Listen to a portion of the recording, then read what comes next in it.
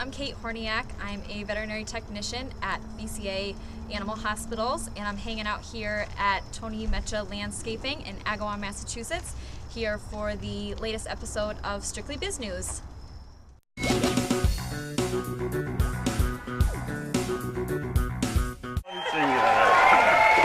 Welcome to another episode of Strictly Biz News. I want to thank Kate for coming on today. We're actually shooting our very first outdoor episode, so a lot of things might happen. Let's get right into the hot topics. When nature calls. Yeah, when nature calls. This is Corey Veteramo. You guys know her. I'm Alfonso. You know me too. We'll get right into the hot topics. Otherwise known as Tony. What? People call you Tony, my other paisan. Well, people call me a lot of things. That's the least of my worries. First up, National Bureau of Economic Research says the recession ended in June 2009. The panel are economists based in Cambridge, Mass. They said it only lasted 18 months from December 2007 to June 2009. It was the longest recession in the country endured since World War II. Between 2007 and 2009, 7.3 million jobs are lost. I mean, I still think it's kind of going on a little bit. It's not like it's full back up to where it was before. 9.6% of people are still unemployed. Right. The wage is still down. Like the foreclosures in the market are still up. It's just I don't know how this calculation came into play, but yeah. On another note, the past couple times that I've been in Disney, it seems like they're not affected by it. Like I was just there in July and it was slammed. Like I couldn't believe the people that were there. So and I always would say that to myself, like some recession, like how come all these people are here? So I don't know. I think Disney and a lot of other companies that offer vacation packages are decreasing their sales in hope that customers respond and continue to take those trips. I mean, right. I just looked on today and they're offering trips for 3 nights as low as $299 with flight. Yeah, with flight? That's unheard of. Yeah. So when are we going to Disney? Yeah. Actually, May 11th. Yeah. Did you want to wave your bling? Well, I actually looked up an article, and they were saying that there's a couple of reasons why we are still in a recession and why we may not come out for a while. And a couple of those were the jobless recovery, changing consumer attitudes, the credit crunch, and things like that. So I think that although we may be on the upside, it's, reported that it wasn't. What happens when you're outside? It's bugs. They were speaking about how it's not going to be a V recession, so we're not going to see tremendous lows and then a tremendous high. Yeah, it's just going to steadily go up. We may be at a plateau. Yeah.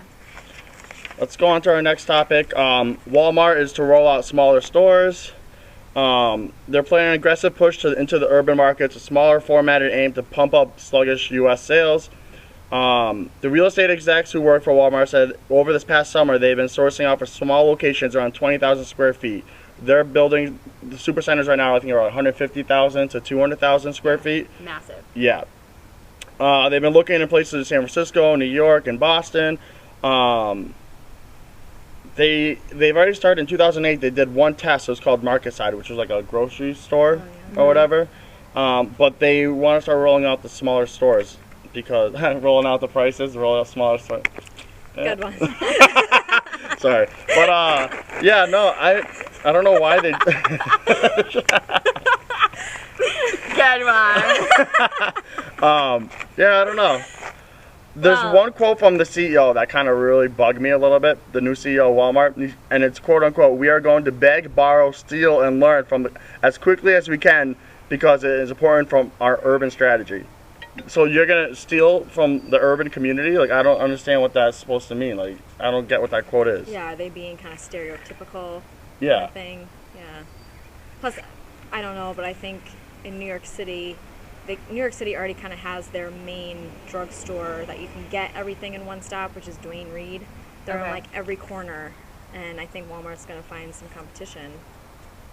If there's such lower prices, but in New York City, everything is usually high because the rent is so high. So are they really going to be able to survive on their so-called, the rollback prices? I don't know. I think they're going to find some competition in that. Yeah, with their pop-up stores. They're planning to do some in New York City. Is that what they're? Yep. Toys R Us also does pop-up stores. So I think there is one in New York City. And they're able to compete with FAO Schwartz, and then they're also competing with their own Toys R Us Times Square. But, I mean, the smaller stores are less risk for them, so they can pop these stores up everywhere, and if, you know, they're not successful, then they're able to shut it down. Sounds big of a hit. Well, if you think about it, they can plop 6 small stores in one city versus one big one in one city or 2 big ones. They can plop so many of them every corner that it's a good move, but it's one of those things like Walmart already has, like, you know, just the whole thing with Walmart and like already taken over the U.S. But I guess they want to try to reach out to Mexico and Latin America now with the smaller stores. And well, they're still able to achieve the higher economies of scale, so they're able to produce things, or rather provide things to their consumers at cheaper prices. Let's go right into the next topic. BMW is pushing to start made-to-order cars. Genius idea, first off. I actually just put my order in yesterday for a customized BMW. No, you didn't. No, I didn't.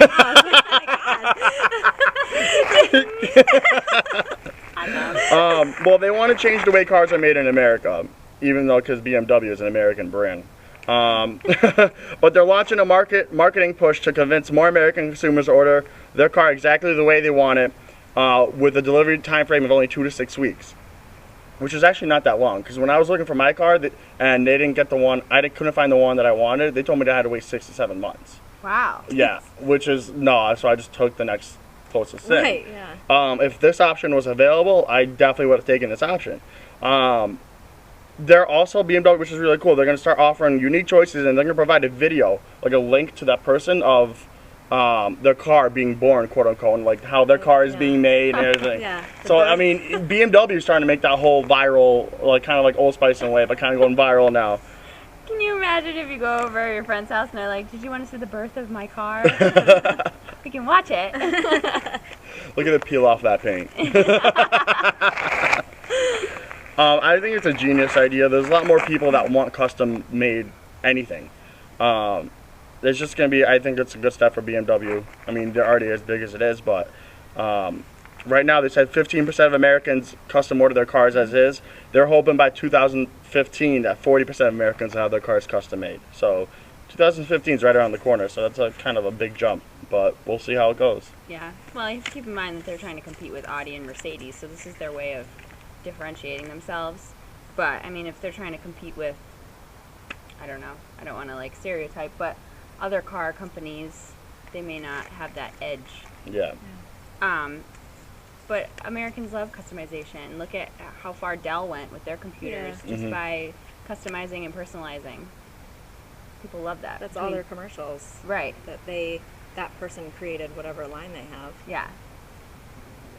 All right, so next up, the ABC network is concerned within the past 6 to 7 years, their ads have dropped drastically. Between their aging shows and the management shakeup that's been going on at ABC, the ABC network, they're just getting concerned. In 2004, they suffered a huge drop in ad sales. They did better when they greenlit the ever-known Lost episodes and Desperate Housewives, but since then they started dropping again. There hasn't been any success of shows to hit their appeal. So ABC is redoing their whatever programming and hoping for this fall season to pick up the sales again. But they lost 3 main people in their executive team. News chief Dave Weston said he's leaving by the end of this year. Stephen McPherson, who created the fall schedule lineup, he's already left, and Michael Benson, who was supposed to handle marketing for all the new shows coming out this season, has left already. So I mean, there's a lot of like stuff going on behind the scenes that they're losing a lot of money. They're in third. CBS and Fox are first and second, which Fox used to be like not in the same league as CBS, NBC, ABC. And they just, between the last 5 years, just skyrocketed in ad sales because they brought out better shows. They think outside the box and show aspects. ABC, I typically watch trash reality TV. However, I recently got into Wednesday nights on ABC with, I think, Modern Family premieres tonight. Hilarious. Yesterday. And Yeah, awesome. right after Modern Family is Cougar Town, I believe. Yep. And they're both really funny shows. Yeah, Modern Family, one of my new favorite shows, actually won the award for best. Emmy. Yeah, Yeah. the best comedy. But that show is great. There's none of the shows though have capped their success of, like, you know, people. Lost was supposed to be a miniseries. It's like a 5-part miniseries, and people, it just like got so much attention that they turned it into a show. Desperate Housewives got so much attention right in the beginning. I mean, Modern Family is great, but they didn't get as much attention as Lost or the Housewives show. They're trying to find that show again. I think NBC's gotten a lot of shows coming up that are gonna, the event that's coming up, they're promoting it left and right, and I haven't seen it yet. I have a DVR that I have to watch the it. event a show? Yeah. Yeah. It's they're calling it a mix between Lost and 24. Okay. Yeah, that. Which I never seen Lost, but 24 is my favorite show, so it's one of those shows I got to see. And somebody's doing a remake of the Hawaii 5-0 or whatever. Yeah. Yeah. A flop. It's gonna be a flop. But you already predicted Prediction it, right there. Flop. Well, there's so many new shows. You got to think, like, some are not gonna make it. I mean, there's some episodes. I watched this other show that was on, I think, Fox. They promoted the hell out of it, and I saw it, and it wasn't funny at all. It was called Raising Hope. Not that funny. But anyway, yeah. So Maybe ABC. it wasn't a comedy, Al. It was a comic. Oh. Pretty sure it was. But yeah, it wasn't that great. But yeah, so ABC's they're just looking to hope for this fall season to pick up their ad sales. But it's just not just ABC. All the TV networks have dropped their ad sales because the recession. You know, there's people are not paying what they want to. TV ads are expensive. Yeah. Right. And people aren't watching them anymore. There's on demand. You just fast forward right through Yeah, them. there's no one's watching the commercials. Like the turnover rate on the commercials, I think now is 18% compared to 5 years ago. It was at least like 40-something percent. So. Yeah. Next topic: world's largest airline to be formed. United and Continental are joining forces. The companies expect a $3 billion stock swap and close within the next 2 weeks. This is going to happen Friday, I believe. 98% of the people on both teams or whatever, both companies, agreed with it, and they're going to form together. They're going to make the biggest airline in the whole world. It's still going to be called United, but they're going to change their colors to Continental colors, so they're going to be kind of combining both of them. No. Nothing? No? Okay, you know, I thought you were going to say something else. I was waiting. You're flying down for your wedding in Florida. What flight are you taking? Haven't booked them yet. I looked up today, and the flight that I was almost booking for her wedding was Continental, I believe. Are they blue, white, blue and red, maybe? No, I think they're Oh. yellow and blue. They're two colors. And I don't know. I usually fly Southwest because of the free bags. Yeah, and it's cheaper, too. It typically is Yeah, cheaper. typically cheaper. I used to always be a Delta girl. I preferred Delta. How many times do you fly a year? Probably a good 4 times. I go to Disney 4 times. as much as I can. So, Well, both airlines, they lost $7 billion between 2008 and 2009. And that was basically because of the fuel costs at that time, how it skyrocketed. I think that's what started the push for them to want to join forces. Now, basically what's going to happen now is they want to combine 2 separate groups. They have to combine the 2 groups of the unionized workers, the reservation systems, and putting a whole new paint job on all the planes and reprogramming, you know, just the tickets, the computer systems, everything has to be joined together where they're going to have to share their information. And the people that already have bought their tickets and how it's going to affect them, you don't have to worry about it. They're already working on your seats will still be reserved and everything like that. Anything else on this topic before you guys make up mumbo jumbo? no, the one thing I read about in the article was that they were saying that there might be layoffs.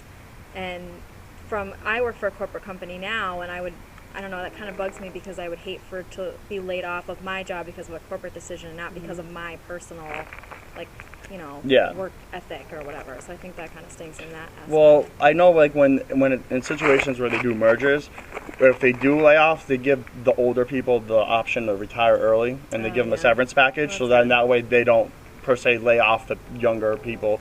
And then they might not lay off, they might as well just do cuts in pay, so they still have their job. But I mean, it's something, I don't know anyone who works in the airlines, so I don't know how. All right, Kate. Well, thanks for coming on, and we'll be right back.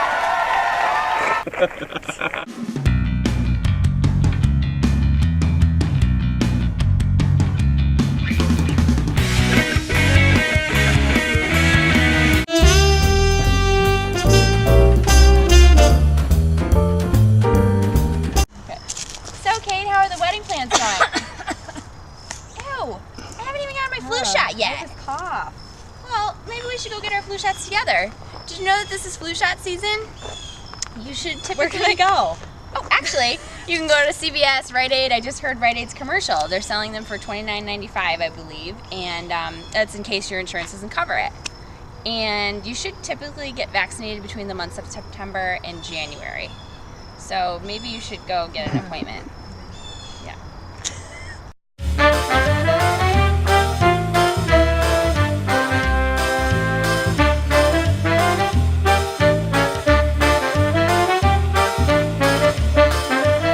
And welcome back to the Spotlight. I'm here with Anthony Vetterama, owner of Tony Metra Inc. Anthony, what's the history of Tony Metra? My great-grandfather started the business in 1940, and he ran the business until about 1983, where he passed the business down to my father and my uncle, where they ran it together for over 20 years, and now I'm the owner of the company. So what services do you guys offer? Pretty much anything to do with your outside property, full yard maintenance, lawn irrigation systems, installing new systems and maintaining systems that are currently in, complete snow removal services, and pretty much anything to do with outside your house. So what makes you different compared to all the competitors that are out there right now? I think the number one thing that makes us different is professionalism. The business has been in the family for over 70 years, and there's just so much experience that goes along with that. And also I went to school for landscape design and management. So between experience and knowledge, we're more professional than most of the companies out there. So what are the plans you have for the future for Tony Metra? In the future, I hope to grow the company and continue to have a great relationship with the customers. Customers are number one. Most of our work comes from referrals and word of mouth. So keeping a great relationship with our customers is definitely most important. Do you have any sales or specials right now that you guys have going on? Yeah, actually, anybody that calls and mentions this Spotlight will receive a 5% discount on any estimates for jobs they would like done. Cool. What's the phone number they can contact you? I'll scroll it down right here. 789-0432, and also you can check us out on Facebook. Anything else you want to tell the viewers about Tony Metra? No, that's pretty much it. Please call anytime for a no-hassle, free estimate. And don't forget to winterize your sprinkler system. And also the leaves will be falling soon, so call now to schedule your fall cleanup. Cool. Anthony, thank you. Al. And we'll be right back.